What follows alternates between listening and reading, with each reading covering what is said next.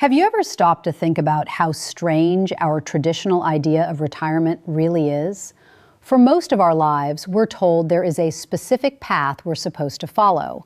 We go to school, we build a career, we work hard for 40 years or more. Then, sometime in our 60s, we're finally allowed to enjoy life. It's a story we've heard so many times that most of us never question it. But what if we've been asking the wrong question all along? Instead of asking, when can I retire, maybe we should be asking, how soon can I create a life where work becomes optional? Because here's something that doesn't get talked about nearly enough.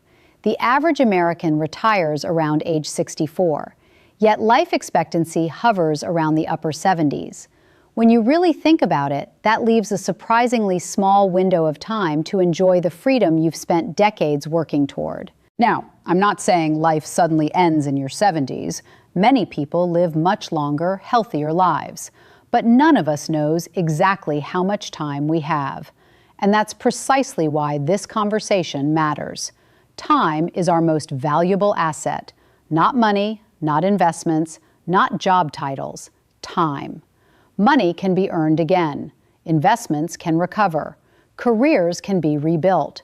But time only moves in one direction.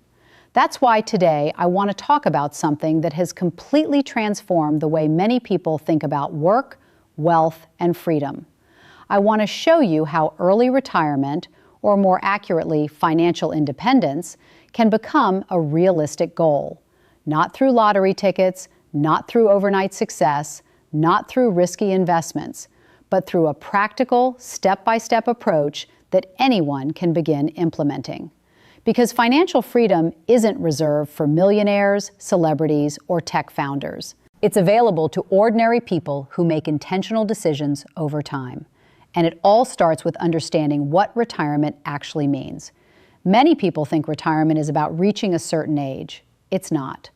Others think retirement is about working for a certain number of years. It's not that either. Retirement is simply the point where your assets produce enough income to support your lifestyle without requiring you to work. That's it. At its core, retirement is a math problem. Now, before you click away because you hated math in school, stay with me. This is not complicated math. In fact, the principles are surprisingly simple. Retirement has very little to do with how smart you are. It has very little to do with your job title. And it has very little to do with whether you graduated from a prestigious university. Instead, it comes down to one critical factor. Do you have enough money invested to support the life you want to live? That's the question. And the answer will be different for every person watching. Some people dream of traveling the world. Others want a quiet life near family. Some envision a beach house. Others are happiest gardening in their backyard. There is no universal retirement number. Your retirement number belongs to you. That's why comparing yourself to your neighbors, your coworkers, or strangers online can be so dangerous. Someone else's version of success may have absolutely nothing to do with yours. So before we even talk about investments, savings rates, or retirement accounts, we need clarity. We need to answer three simple questions. First, how much money do you currently spend every year? Second, how much are you currently saving? Third, how much income are you earning? These three numbers tell an incredible story. And of the three, the most important one may surprise you. It's not income, it's not savings, it's spending. Because your spending habits determine how much money you'll ultimately need to become financially independent.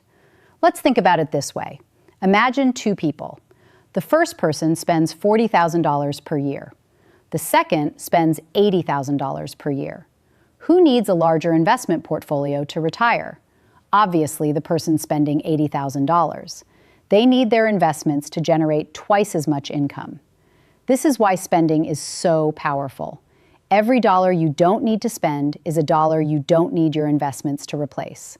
And this is where one of the most important concepts in retirement planning enters the conversation: the safe withdrawal rate. A commonly discussed guideline is known as the 4% rule. The basic idea is simple. If you withdraw roughly 4% of your investment portfolio each year, your money has a strong probability of lasting for decades. What makes this concept so powerful is that it allows us to estimate how much money we need. Let's say you want to spend $40,000 per year during retirement. Using this framework, you'd need approximately $1 million invested. Why? Because 4% of $1 million equals $40,000. If your desired spending is $60,000 per year, you'd need approximately $1.5 million.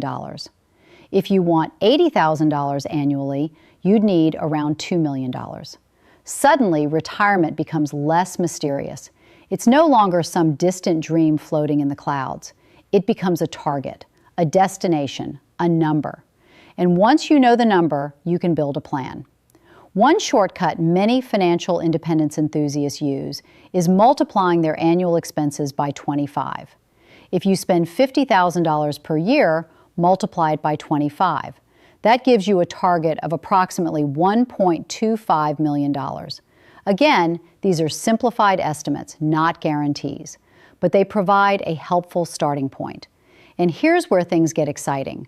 Most people assume increasing income is the fastest path to retirement. While income certainly matters, there's another factor that's often even more influential: your savings rate.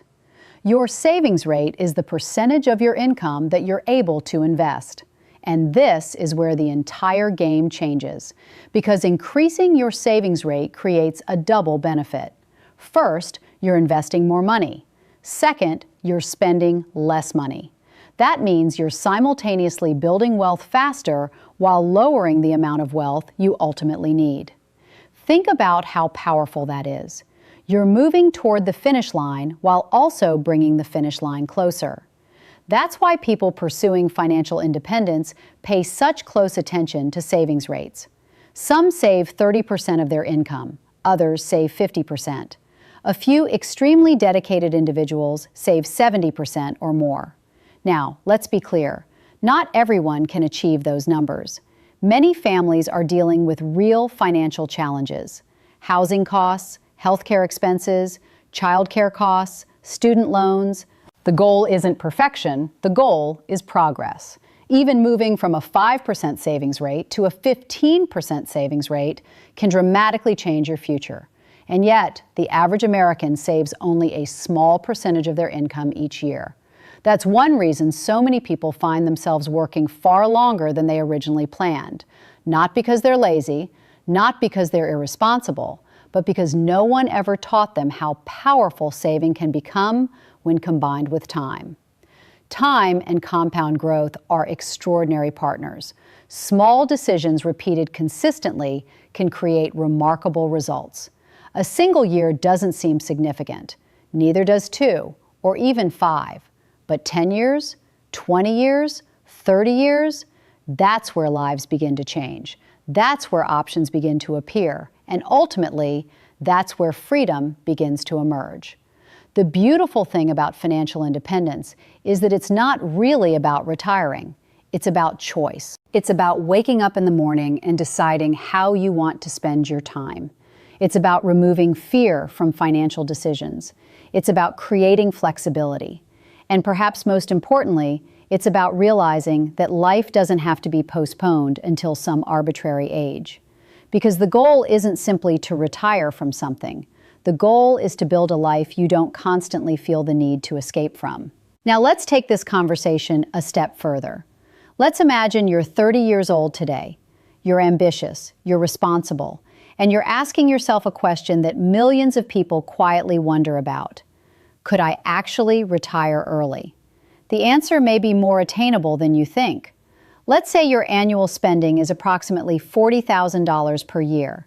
Not extravagant, not ultra-frugal, just a lifestyle that comfortably covers your housing, transportation, food, healthcare, entertainment, and other everyday expenses. Using the financial independence framework we discussed earlier, you'd need roughly $1 million invested to support that lifestyle indefinitely.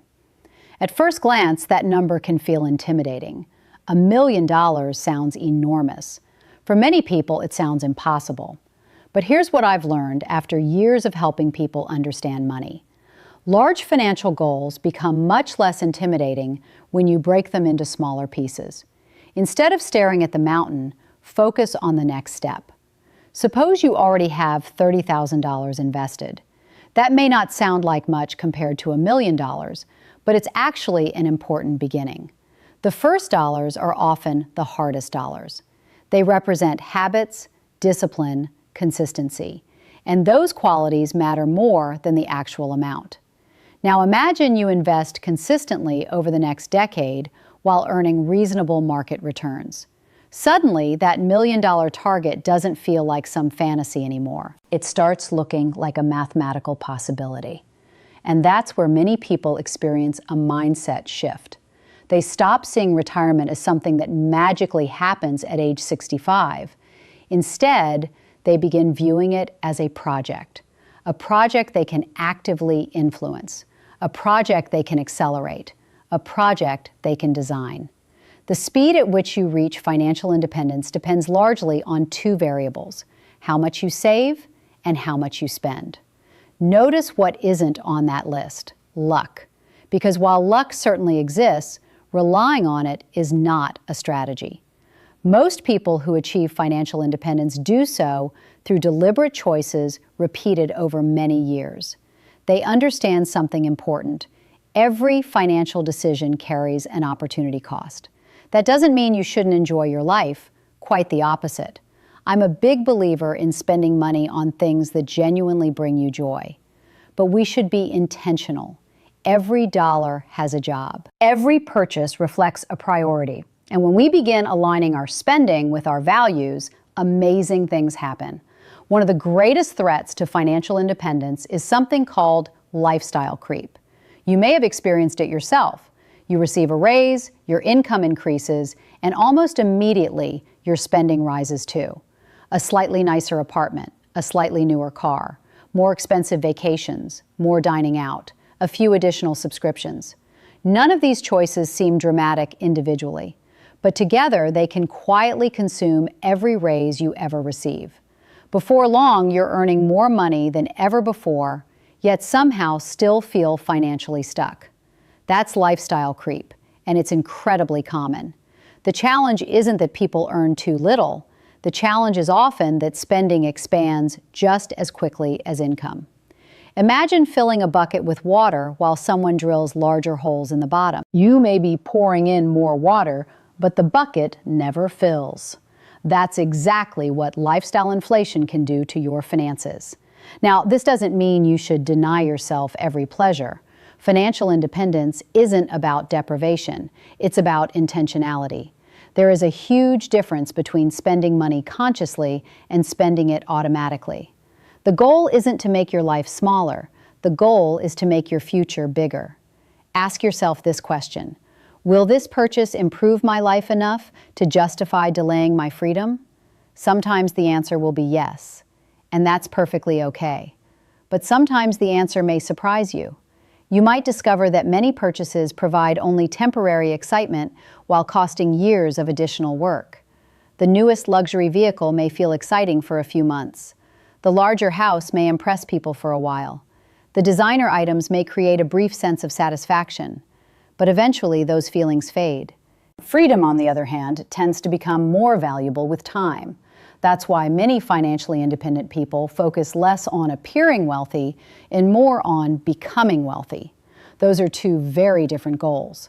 Appearing wealthy is expensive. Becoming wealthy is powerful. Now let's talk about income, because while controlling spending is important, increasing income can dramatically accelerate your progress. The truth is simple. Higher income creates more opportunities. It creates larger margins. It creates flexibility. And it allows you to invest more aggressively toward your goals. Many people immediately assume this means they need a completely different career. Sometimes that's true, but often there are other options. You might negotiate a raise. You might acquire a new skill. You might pursue a certification. You might take on consulting work. You might build a small side business. You might monetize expertise you've already developed. One of the most overlooked financial strategies is increasing the value you provide. Income tends to grow when value grows. That's why investing in yourself can sometimes generate the highest return of all. Learning a new skill, developing leadership abilities, improving communication, building expertise. These investments don't show up on a brokerage statement, but they can dramatically increase lifetime earnings. And there's another angle people often overlook: location. Where you live matters a lot, sometimes significantly more than people realize. Consider someone working in a profession with relatively predictable salary ranges. Perhaps a teacher, a nurse, a government employee. Certain locations may pay substantially more than others. By strategically relocating for several years, some individuals can dramatically increase their savings capacity. It's not easy. It requires sacrifice. It requires adaptability. And it certainly isn't for everyone. But it's an example of creative thinking. Sometimes financial independence isn't about working harder. It's about positioning yourself more effectively. The people who reach financial freedom fastest are often the people who become excellent problem solvers. They stop asking, "Why can't I?" and start asking, "How could I?" That small shift in thinking changes everything. Because once you begin looking for possibilities, you start finding them. You notice opportunities others overlook.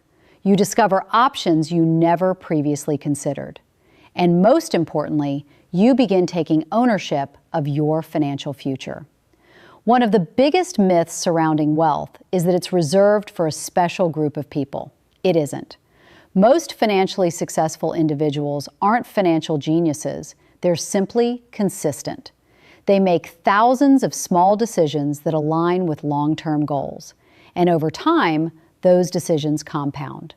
Just like investments compound, just like habits compound, just like confidence compounds, financial independence is rarely created by one massive breakthrough. It's usually built through hundreds of ordinary actions repeated over many years. And while that may not sound exciting, it's actually incredibly empowering. Because it means you don't need a miracle. You need a plan. You need patience. And you need the willingness to stay committed when results aren't immediately visible. The early years often feel slow. Progress can seem almost invisible. But eventually something remarkable happens. The compounding effect begins to accelerate. Your investments start generating returns. Those returns generate additional returns. And gradually the process gains momentum. What once felt impossible starts feeling inevitable. That's the magic of consistency. Not flashy, not dramatic, but incredibly powerful.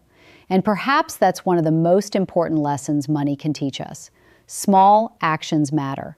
Small decisions matter. Small habits matter, because over a lifetime, they become extraordinary results. And when you understand that, financial independence no longer feels like a dream reserved for someone else. It becomes a destination that you can actively move toward every single day. So far, we've talked about the numbers. We've talked about spending. We've talked about savings rates. We've talked about income. But now I want to discuss something that may be even more important than all of those things combined: mindset. Because no financial plan succeeds without the right mindset behind it. I've noticed that people who achieve financial independence tend to think differently about money. They don't view money as a scorecard. They don't view it as a status symbol. And they certainly don't view it as something to spend the moment it arrives. Instead, they view money as a tool that creates choices, a tool that creates opportunities, a tool that creates freedom. The difference may sound subtle, but it changes everything. When money becomes a tool instead of a trophy, your decisions begin to shift. You stop asking, "What can I buy?" and start asking, "What can this money do for me?" Can it buy freedom? Can it buy flexibility? Can it buy time with family? Can it buy peace of mind? Can it buy the ability to walk away from a job that no longer serves you? Those are powerful questions. And often, the answers lead people toward financial independence. Now let's talk about the first must-do for anyone pursuing early retirement. You need to clearly define what retirement actually means to you. This sounds simple, but surprisingly few people do it. Many individuals spend years chasing a retirement goal without ever stopping to imagine what their life will actually look like once they get there. What do you want your days to look like? How do you want to spend your mornings? What activities bring you energy? What relationships matter most? Where do you want to live? How much travel do you want to do? What kind of lifestyle genuinely makes you happy? These questions matter because retirement is not simply a financial destination. It's a life design question. And the clearer your vision becomes, the easier it becomes to create a financial plan that supports it. For some people, retirement means complete freedom from work. For others, it means transitioning into part-time work. Some people discover they love teaching. Others enjoy consulting. Some volunteer. Others start passion projects. Many financially independent people continue earning money long after they technically no longer need to. Why? Because meaningful work can still provide purpose, connection, and fulfillment. The difference is that they choose to do it. Choice changes everything. Working because you want to is very different from working because you have no alternative. That's the real goal. Freedom of choice, not necessarily permanent vacation. Now let's move to the second must-do. Protect yourself from lifestyle inflation and financial distractions. This is where many people unknowingly sabotage their future. The world constantly encourages us to spend. Every advertisement tells us we need something. Every social media platform shows us someone who appears to have more. A bigger house, a nicer vacation, a newer vehicle, a more luxurious lifestyle. And if we're not careful, we begin measuring our success against people we don't even know. Comparison is expensive, very expensive, because the moment you start trying to keep up with everyone else, you'll never have enough. There will always be someone driving a nicer car. There will always be someone living in a larger home. There will always be someone spending more money. That race never ends. Financial independence begins when you decide to stop running it. One of the greatest financial skills you can develop is becoming comfortable with enough. Enough doesn't mean settling. Enough doesn't mean lowering your standards. Enough means defining success on your own terms instead of borrowing someone else's definition. When you know what enough looks like, financial decisions become much easier. The pressure begins to disappear. And your money starts working toward your goals instead of someone else's expectations. Another major distraction comes in the form of get-rich-quick promises. Let's be honest, the promise of fast wealth is incredibly tempting. Who wouldn't want overnight success? Who wouldn't want immediate results? But wealth rarely works that way. The most reliable path to financial independence has always been remarkably boring. Spend less than you earn, invest consistently, stay patient, allow time to work in your favor. That's not exciting enough to become a viral headline, but it works, year after year, decade after decade. The third must-do is planning, and not just investment planning, life planning, because your financial future doesn't exist in isolation. Your relationships matter, your family decisions matter, your health matters, your career decisions matter. Everything is connected. Let's start with retirement accounts. Many people assume they'll simply retire and begin withdrawing money. But timing matters a lot. Certain retirement accounts have age requirements before withdrawals can occur without penalties. If you're pursuing financial independence decades before traditional retirement age, you'll need a bridge strategy. You'll need to think carefully about which accounts you'll use first, which investments will provide flexibility, and how taxes may affect your withdrawal strategy. The earlier you begin planning these details, the smoother your transition becomes. But financial planning goes beyond investments. Let's talk about relationships. If you're single today, your future partner could have a significant impact on your financial journey. Few decisions influence your finances more than choosing a life partner. When two people share similar values around money, extraordinary things can happen. Savings goals become easier. Investment goals become easier. Retirement goals become easier. Because both people are rowing in the same direction. Unfortunately, the opposite can also be true. When financial values are dramatically different, conflict often follows. That's why honest conversations about money are so important. Not someday, not years from now, as early as possible. Talk about goals. Talk about priorities. Talk about dreams. Talk about debt. Talk about retirement. Talk about what financial freedom means to each of you. These conversations may feel uncomfortable initially, but they can prevent years of frustration later. And then, of course, there are children. Anyone who has raised children already knows this truth. Kids are wonderful, and kids are expensive. Both things can be true simultaneously. Children add incredible joy and meaning to life, but they also affect financial timelines. There is no right or wrong answer here. The purpose isn't to avoid having children. The purpose is simply to plan realistically. Financial independence is easier when expectations match reality. The more accurately you plan, the fewer surprises you'll encounter along the way. Now let's discuss the fourth must-do. Keep your investment costs low and avoid unnecessary financial mistakes. This principle sounds incredibly simple, yet it can save hundreds of thousands of dollars over a lifetime. Many investors spend enormous amounts of energy trying to predict market movements. They try to guess when stocks will rise. They try to guess when stocks will fall. They jump in, they jump out.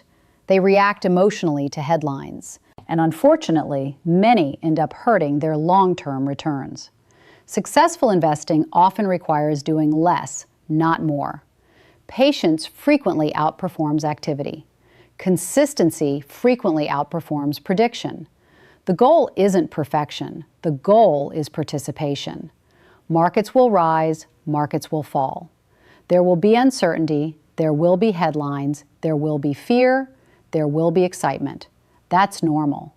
The investors who succeed are often the ones who remain focused on the long term, while everyone else is focused on the latest short-term distraction.